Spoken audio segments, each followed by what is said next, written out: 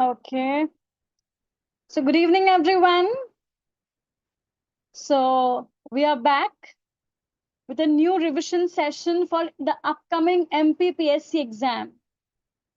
Right? Are you all excited for some more revision tonight? Yes, good evening, and welcome to this session. All right. Okay, yes. Now we are live. Let me open the chat box and let's see what you all are saying. Right? Yeah. Yes. Now I can see the chat box. Okay, chalo. Good evening, everyone, and welcome again. Yes, so are you all ready for the revision? Let's get started then. Let me start by sharing my screen with you all. Right. I hope all of you can see my screen. Right, chalo. So welcome to our MPPSC revision session number 15. Okay, so here we go to the first question for tonight. George Eliot's novel Middlemarch, it carries an epigraph and a final reflection concerning which historical female saint whose aspirations found no easy channel in modern life. Hi, Neha. So tell me, George Eliot's novel Middlemarch, a study of provincial life. It talks about which historical female saint, and this female saint can actually be seen as a parallel to the protagonist of Middlemarch, that is Dorothea Brooke. Right, it is Saint Teresa of Avila. Saint Teresa of Avila. Correct. So Middlemarch is subtitled A Study of Provincial Life. Tell me which novel is subtitled A Tale of Manchester Life? Which novel is subtitled A Tale of Manchester Life? Middlemarch, A Study of Provincial Life. It is Mary Barton by Elizabeth Gaskell, which is subtitled A Tale of Manchester Life. Mary Barton, A Tale of Manchester Life by Elizabeth Gaskell. Elizabeth Gaskell was the biographer of which novelist? Elizabeth Gaskell was the biographer of which novelist? Charlotte Bronte. Charlotte Bronte. Which industrial novel was written by Charlotte Bronte? Let's do a rapid fire today. Most of the days we don't do rapid fire sessions. Let's do a rapid fire today. And let's do a wide coverage. Tell me, which is an industrial novel by Charlotte Bronte? It is Shirley. It is Shirley. Right? Okay. Next question. Which philosopher and critic coined the term pathetic fallacy in modern painters to describe the representation of inanimate objects with emotional falseness? Tell me. Which philosopher and critic coined the term pathetic fallacy in modern painters to describe the representation of inanimate objects with emotional falseness? It is John Ruskin. John Ruskin. John Ruskin was an art critic of the 19th century. Right? Tell me, here you can see Walter Pater. Which movement was supported by Walter Pater in England? Which movement was supported by Walter Pater in England? He supported the movement of aestheticism. He supported the movement of aestheticism. Clear? Next. In the opening stanza of To a Skylark, Shelley addresses the bird as a blithe spirit rather than a bird. Which philosophical or literary tradition most directly informs this abstraction compared to Wordsworth's treatment of the same subject?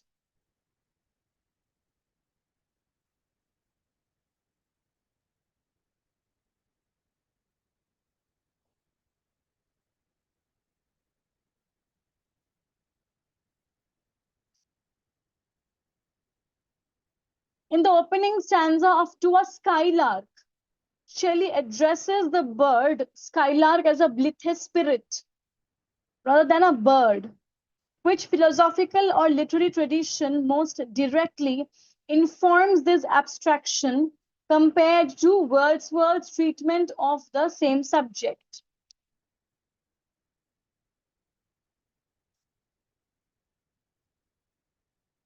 It is Platonic idealism and the soul's ascent, as in Phaedrus.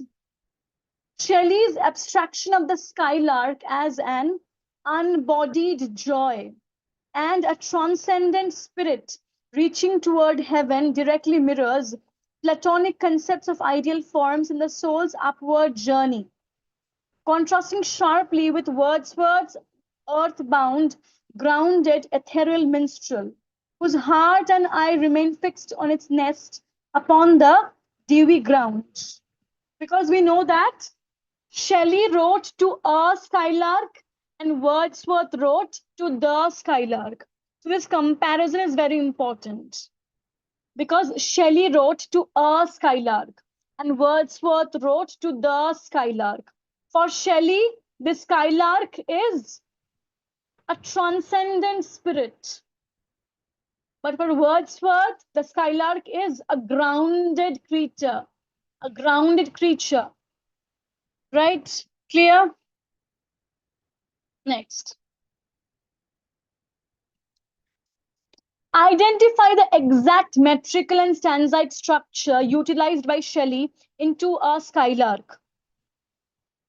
Identify the exact metrical and stanzaic structure utilized by Shelley into a skylark.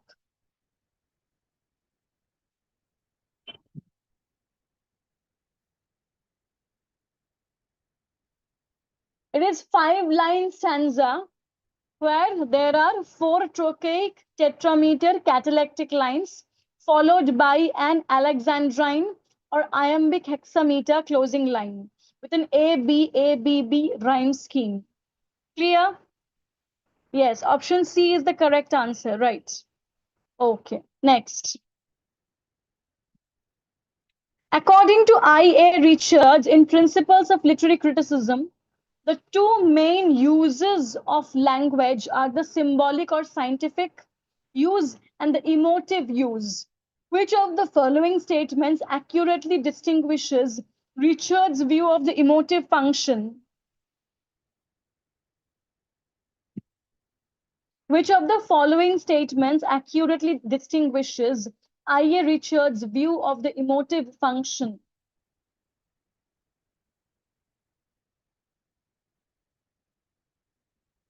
I.A. Richards in Principles of Literary Criticism talked about scientific use of language and the emotive use of language. Emotive language uses words to excite, express, or elicit feelings and attitudes without requiring logical truth or factual verification. Correct. Option A is correct. Right. Next. In his psychological theory of value outlined in Principles of Literary Criticism, how does I.A. Richards define a good experience or a valuable work of art? How does I.A. Richards define a good experience or a valuable work of art?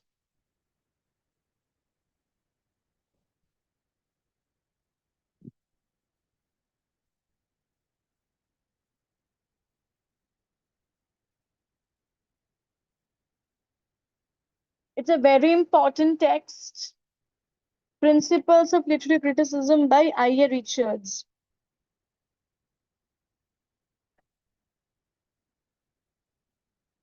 So what is a good work of art according to I.A. Richards? According to I.A. Richards, a good work of art brings about an optimal equilibrium of diverse impulses while minimizing unnecessary conflict or frustration of competing desires. So it brings about a sense of stability, an optimal equilibrium. Correct. Next. So I know many of you have already got this book from Vallath. If you haven't, you can check this out. This book is Once Upon a Rhyme. It's a wonderful book on poetry, which will give you a comprehensive coverage of the entire section of poetry for NET, SET, GATE, CUET, PG, any PSC exam. So for any competitive exam, for the section of poetry, this book will be of great help to you. So if you want, you can check this out. All right. Okay. Next. What specific classical allusion does Arnold use in the second stanza of the poem Dover Beach to connect the sound of the troubled waves to human misery? So here you have a question from the lyric poem Dover Beach. The lyric poem Dover Beach by Matthew Arnold. So what specific classical allusion does Matthew Arnold use in the second stanza of the poem Dover Beach to connect the sound of the troubled waves to human misery? It is the Aegean Sea. The Aegean Sea. Very good. The Aegean Sea. Correct. Next. Under the MLA 8th edition Universal Core Element Model, which sequence correctly represents the first 4 core elements of a work's cited entry? Tell me.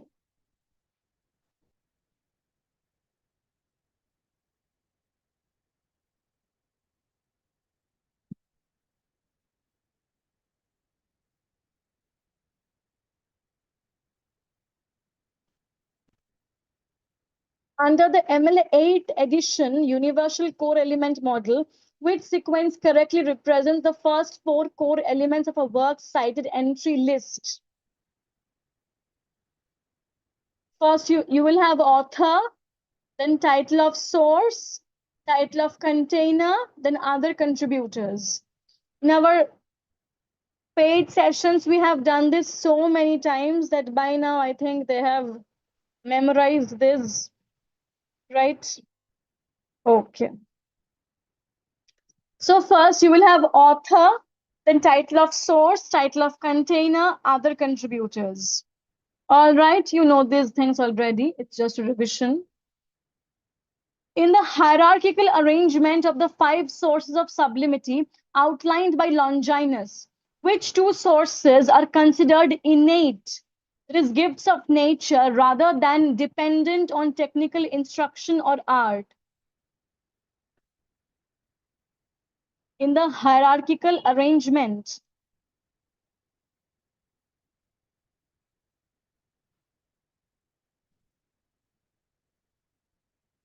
yeah, location, I haven't even marked that option.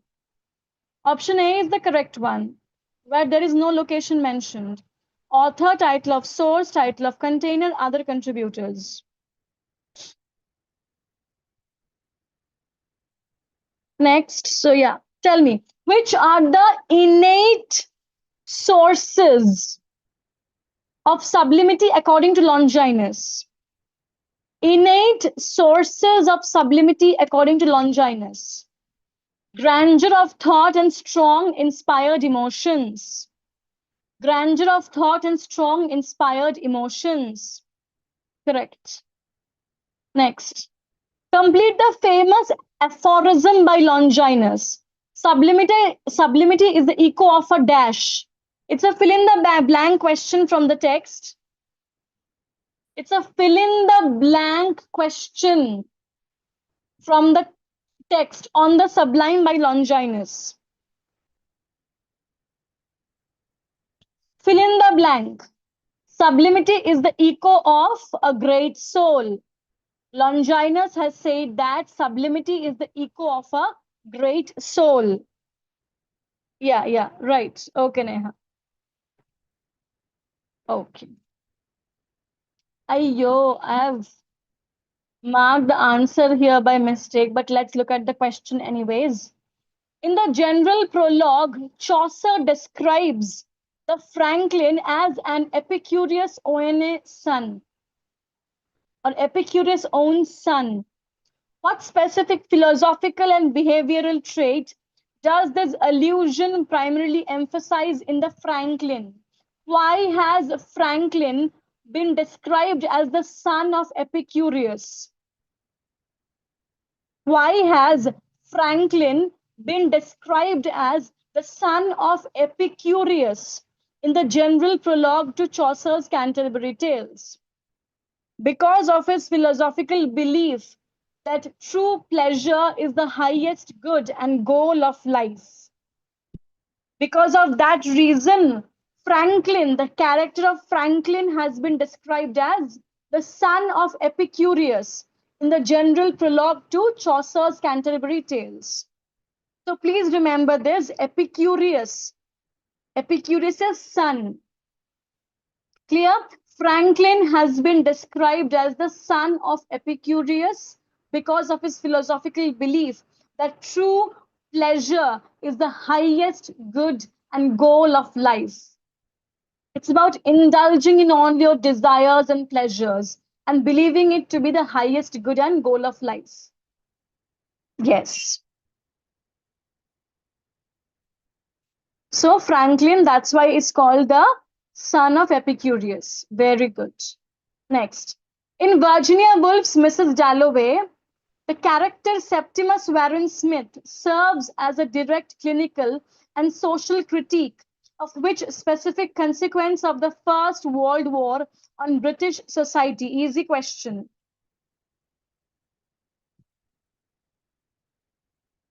In Virginia Woolf's Mrs. Dalloway, the character Septimus Warren Smith serves as a direct clinical and social critique of which specific consequence of the First World War on British society? Shell shock and the failure of the psychiatric care. Right. Shell shock and failure of psychiatric care, because of which Septimus Warren Smith commits suicide towards the end of the novel. It shows the failure of the psychiatric care during the contemporary times. Shell shock and the failure of psychiatric care. Next. Which manifesto-driven poem published in Poetry magazine in 1913 formally launched the Imagist movement's core tenets of direct treatment of the thing and musical cadence over metronome regularity? It's a good question. Which manifesto-driven poem published in Poetry magazine in 1913 formally launched the Imagist movement's core tenets of direct treatment of the thing and musical cadence over metronome regularity? Which poem is it?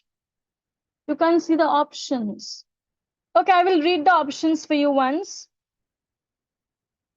The Love Song of J. Alfred Prufrock by T.S. Eliot, In a Station of the Metro by Ezra Pound, A Few Don'ts by an Imagist by F.S. Flint, The Westland by T.S. Eliot.